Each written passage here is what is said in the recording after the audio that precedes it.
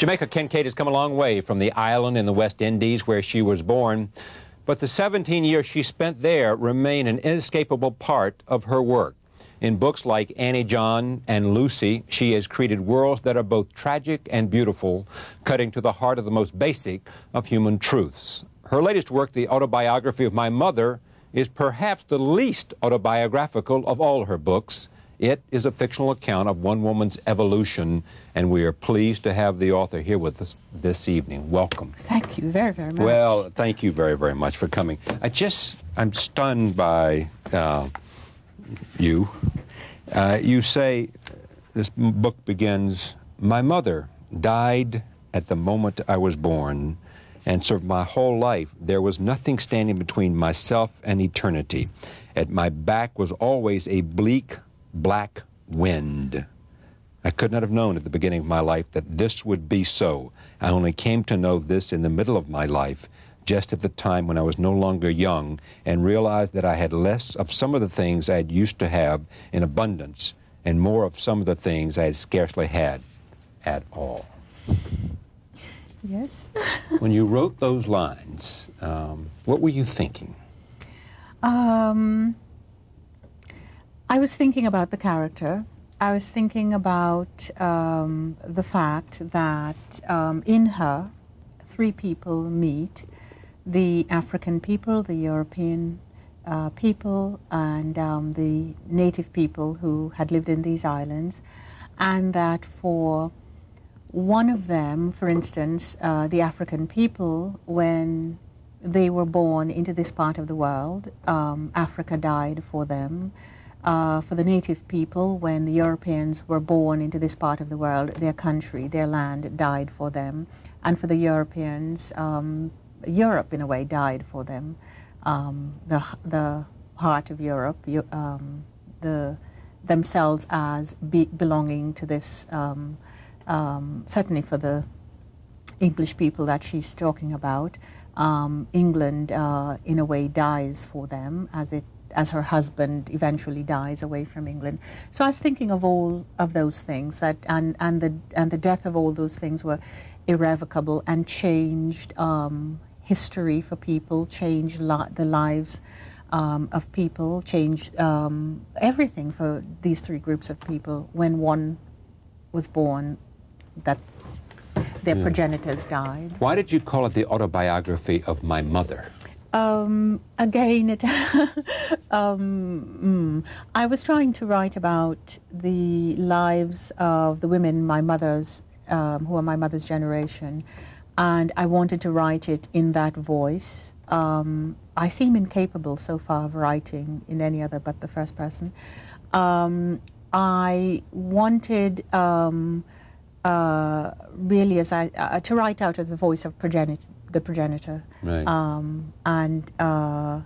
And nothing else. And also I suspect I have deep matrilineal relations and connections that I do not want to cut and seem unable to cut anyway. Yeah, you certainly don't. But it's interesting in that you share a name with the character. Yes, yes. Well, if you... names are very important to me, and I think names I think names are important in the narrative of many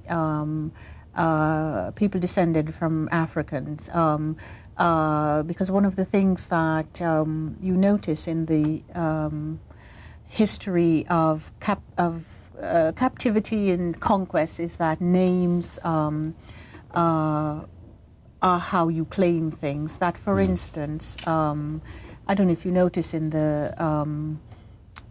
when people begin to reclaim or feel, say for instance, African nationalists are often changing their names. A famous example is, of course, Leroy Jones becoming American. Mama Baraka. Yes, and one of the things you notice in all of these conquests is that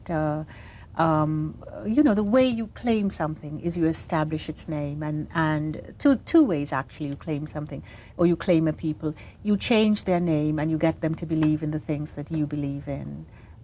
Instrumental in the captivity of Africa. If you change their name, then you change them into becoming part of your culture? not only your culture, but you make them feel about, you're capable of making them... You divorce them from their culture. Yes, and you're capable, you then begin to make them able to think of themselves the way you determine. Ah, so you're allowing sort of the conquered to define the vanquished. That's right. I think that's very, you know, that's one of the difficulties with with African, in this part of the world, identity. I mean, you know, if I think somebody pointed out, if you go through the history of black Africans in America, you know, there are different names at different times. Sometimes it's colored, sometimes it's black, sometimes it's Negro, sometimes it's Afro-American, and it's all because we can't quite decide what we are really, and our relationship to this society is not quite set, it's not quite secure. What do you prefer? I actually just prefer human being, on the whole. Hyphenated names are not particularly appealing. On my own, I have none of that identity. But if you wish to give me one for any kind of reasons, I'm not afraid of being called anything, and I'm not ashamed of being called anything. But left to my own devices, I am nothing. You are nothing. Not a thing. Yeah. How much are you defined by your mother and the relationship you had in your life growing up in Antigua with the mother that you had, because you left Antigua when you were 17 to come here? Yes. And to know a little of your story, it is a story that is, you grew older. Yes. Before you left, there was what happened? In my Which is your story, not the story of the skit, which is set in Dominica. Yes, it's right. My mother is from Dominica, and and her mother was a Carib Indian, and her father was half Scots, half African. Those descriptions are very accurate, very real, and as the name, as I say, was very, as you say, was very real. I seem to have had all sorts of things that made me. I had a very close to my mother as an only child for 9 years, and then she had other children. And for some peculiar reason, I identified having other children as a casting out. And it's just my psychology. I mean, it actually had real things to it, but it's just the way I interpreted it. There were real breaks, and they were necessary, I think. And they might have been done with more delicacy and more sensitivity, but they were, they were real. But it's just the way I interpreted them. And then all sorts of little things in my childhood would have led, to me interpreting it as being cast out. For instance, I was, when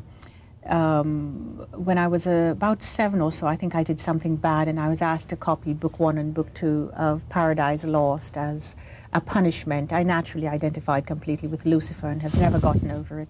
You identified with Lucifer and never gotten over it? Never gotten over it. Well, but let's talk about that a little bit, because, I mean, what's interesting is that this character here, and I can't pronounce it, is it Zulata? Zuela. Yes. Claudette Richardson. Yes. Feels that she's been twice marked because of sex, because of gender, and because of color. Yes. As she wants to become. Yes. And she therefore, in the end, uses love, but loves herself. Yes. But uses love, yes? Yes, yes. Now, does she tell me what she feels in her soul about herself? Oh, that would be quite difficult for me to do. That's what the book is about, isn't it? Yes, it is. Unfortunately, I'm no longer the writer of the book. I understood the book much better when I was writing it.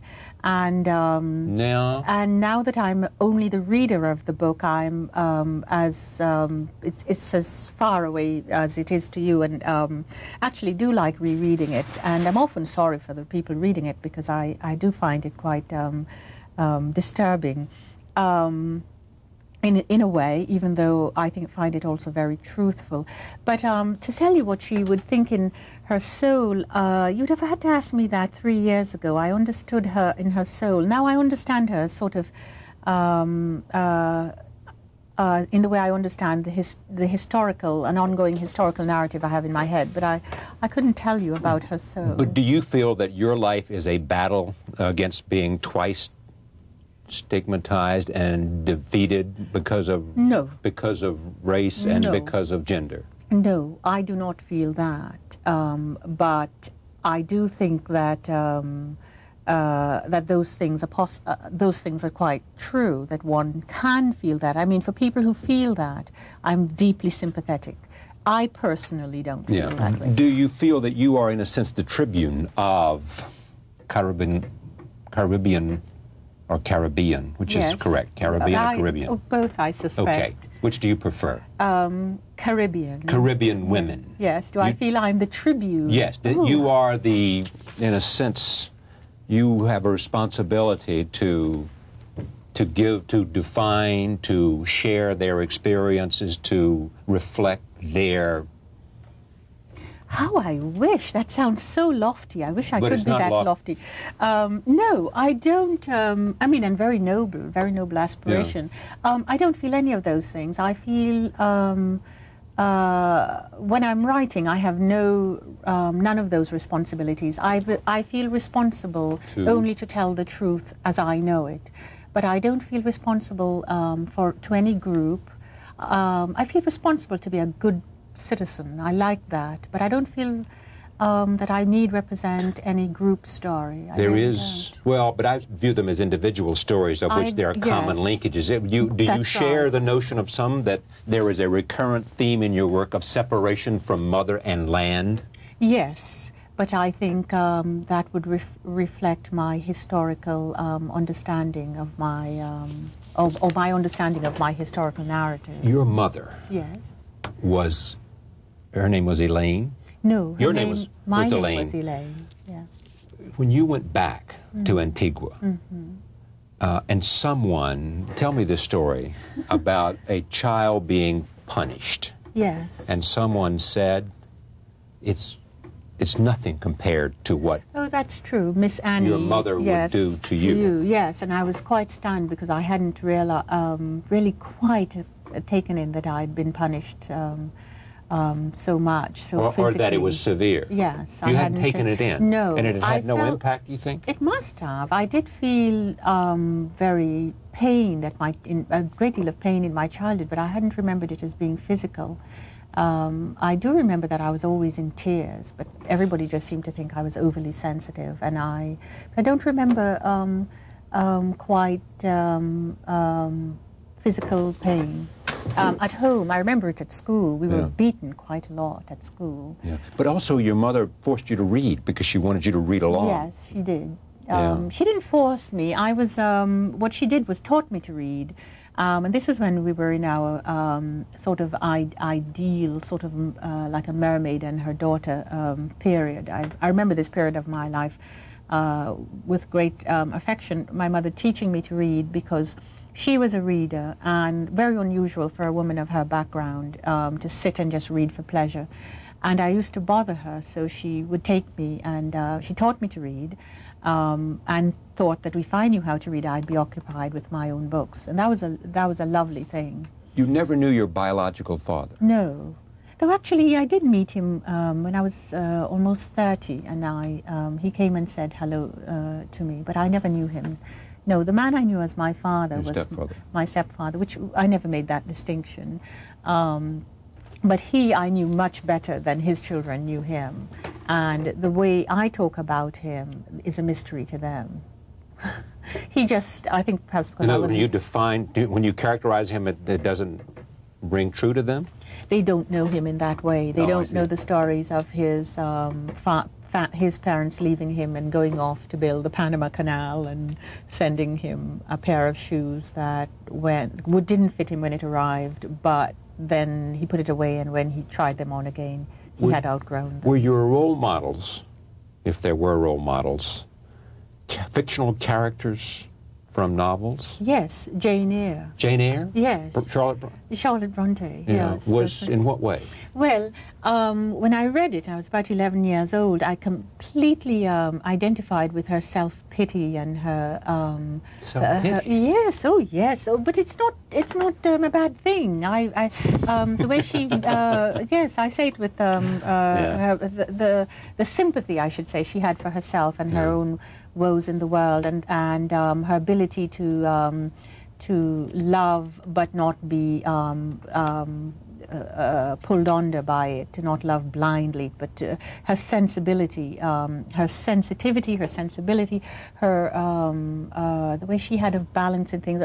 From the time I was 11, that I'd say that was somebody I used to daydream about being, or just actually daydreaming about being an English girl, but not an English girl with blonde hair, just myself, but English. It would be a very common... yes. Who else? You read George Eliot? Yeah, I read George Eliot, Jane Austen, Thackeray.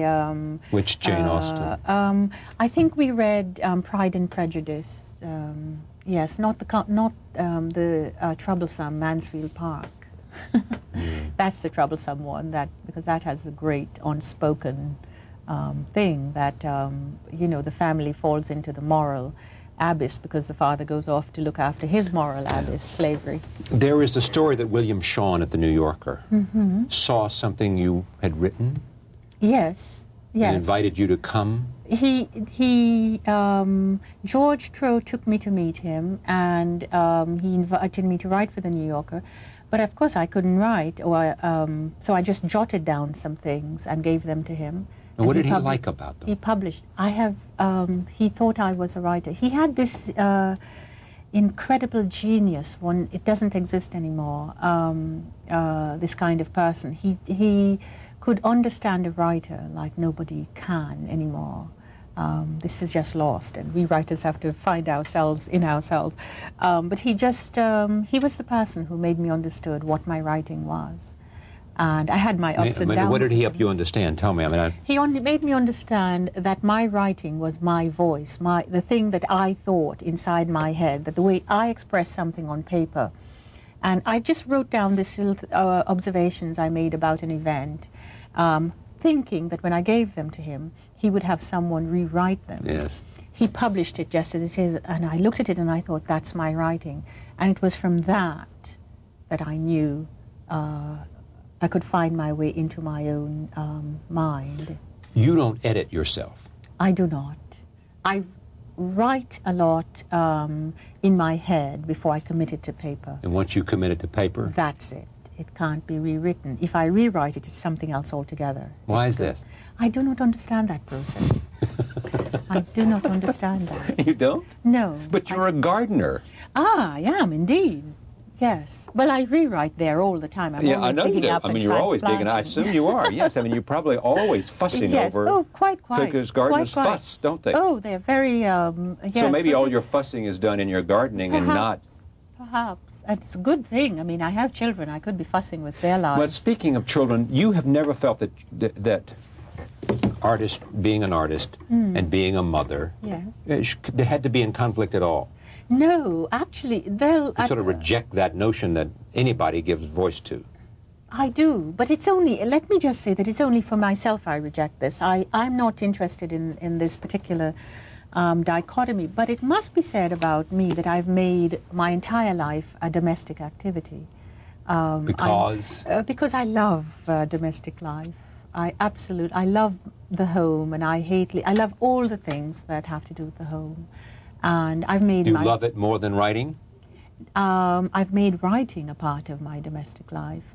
Meaning what? You made it part. Meaning that writing has a place within my home. Your domestic life, you means being a mother and being running a home and being a wife and being a part of a community and all those things. That's all my. That's your life. Yes, I love bourgeois living. I really do. So do I. Yeah. I mean, you like it because it has stability, it has a place, it has all those things? It offers comfort, it offers a place to be where you can actually think about that horrible moment just before you fall asleep. Who am I? Why am I? But but your characters, Yes. do they reflect that? Yes, they all ask, who am I? Why Yeah, I know am they do, but do they find it in domesticity? No, but I find them in domesticity. I find my characters in domesticity. I've only been able to write. I mean, I suppose it's no accident that before I had children, I wrote only in bed. Yeah. Why? I would just stay in my pajamas for days in bed, just writing and writing. And now? And now you've got to take care of those kids because you've got to get out of bed. That's right. And so you're writing more and better, you think? Well, I don't know if better, but I've certainly written more, yes. Because they're around and you can sort of chew them out or whatever. Oh, no, they chew me out, yes. We're often wondering how we got into this mess where the children seem to be ordering us around. You live in Bennington? North Bennington, yes. North Bennington, yes. Yeah. Your husband is William Shawn's son. Yes, yes. That is true. Yeah, and how did that happen? I met him. He's a composer, isn't he? He's a composer, yeah. I met him through a friend who also was a writer at the New Yorker, Kennedy Fraser. I met him at her house. And was one of those, practically an extension of the office relationships, really. And we've been married and have 2 children. There's so much I want to talk to you about. I'm just trying to remember all the things to read about you or to read you is to be full of questions and curiosity. You taught at Harvard. I do. I you do still in do the there fall, yes. For Skip Gates? Yes, I do, yes. Well, he'll be pleased that you say it that way. What is it to say it? I do! I do, yes. Well, I do. actually didn't want to teach at all, and Skip just kept asking and asking. Yeah. He's really a wonderful person. I do love him. He's building some kind of empire up there, isn't he? I hope so, yes. He's a remarkable person. I mean, it really is a powerful department. Yes, it is. Very exciting. I mean, you got Wilson coming up there now, yes, right? Well, I You've got gather. Cornell West up there now. Yes. They've got you there. I mean, Toni Morrison can't be far behind. Oh, yes? well, I don't know. Oh, come on. I mean, isn't it a little unfair to put so much talent in one university? No, I think it's very deeply fair. Very. It is? It's really quite All right, wonderful. let's get to this New Yorker controversy. Oh, dear. Must we? Well, yes, we must, because it's part of you now. Oh, what gosh. happened? I mean, you... I seem to have left. I left. You left? Yes, it's very unpleasant. Yes, I left. But actually, as it gets further away, it seemed so much the proper thing to do for me. I don't know for anybody else, but it seemed as the more I look back on it at what was happening to me, all of it very I was treated very well, actually, considering, in comparison.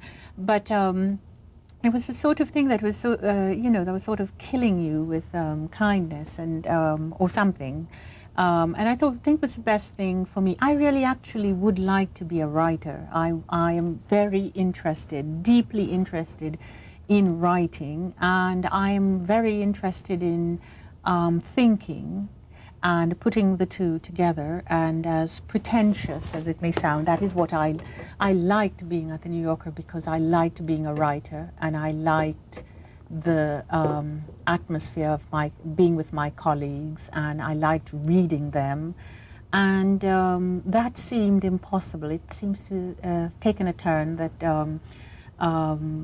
not only, even if I was allowed, which I don't think last thing I wrote for them was chopped up so badly that even if I was allowed to write what I wanted to write and it was published the way I wrote it, it was sort of a discouraging thing to see how other people were being treated and how their work was regarded. People I respect and love. And is the people that flourished under Mr. Shawn, yes. Everybody said Mr. Shawn, didn't they? Yes, even me. And I could He was your father. He was my father-in-law. But you said Mr. Shawn? I always called him Mr. Shawn. I could have called him Bill. I could have called him Grandpa. I could have called him Father. Sometimes I used to call him Father, but basically I called him Mr. Shawn.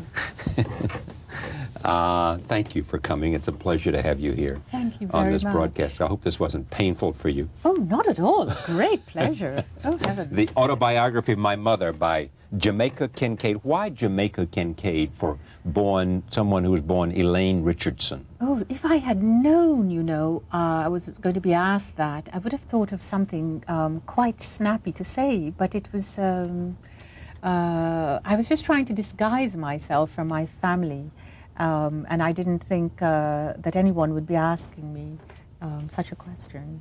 And so you don't really know where it came from? Not Kincaid? No, it's just a name some friends and I were sitting around and we came up with that name for me as a writer. Again, but it's now on my passport. It is now on yes. your passport. So are you legally that? I'm legally that. I can't get away from it. I'm legally that. This is a wonderful photograph. I mean, may I show this up? Of course I can. Yes. This is the photograph on the back of the book. And you said that this took place on a day that you were sad. Oh, not sad, deeply depressed. Middle of January, when, nothing grows and the land looks as if it will never yield to any warmth again. The land in Vermont anyway.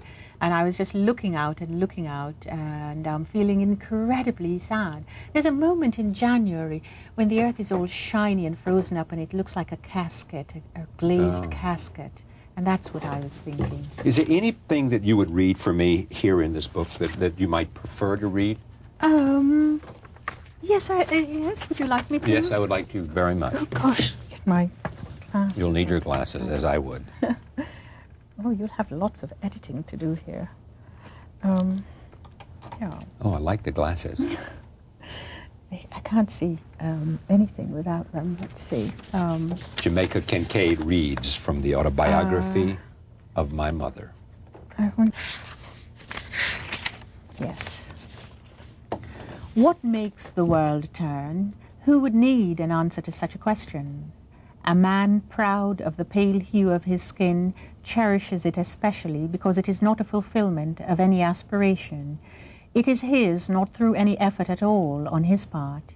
He was just born that way. He was blessed and chosen to be that way, and it gives him a special privilege in the hierarchy of everything.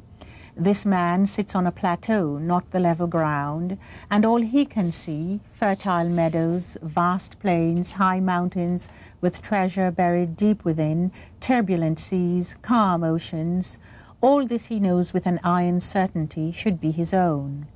What makes the world turn is a question he asks when all that he can see is securely in his grasp, so securely in his grasp that he can cease to look at it from time to time. He can denounce it, he can demand that it be taken away from him, he can curse the moment he was conceived and the day he was born, he can go to sleep at night and in the morning he will wake up, and all he can see is still securely in his grasp.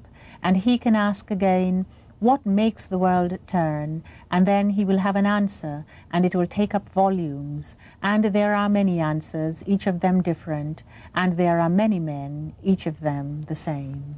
Wonderful. Thank you very much. Thank you. We thank you for joining us. We'll see you next time.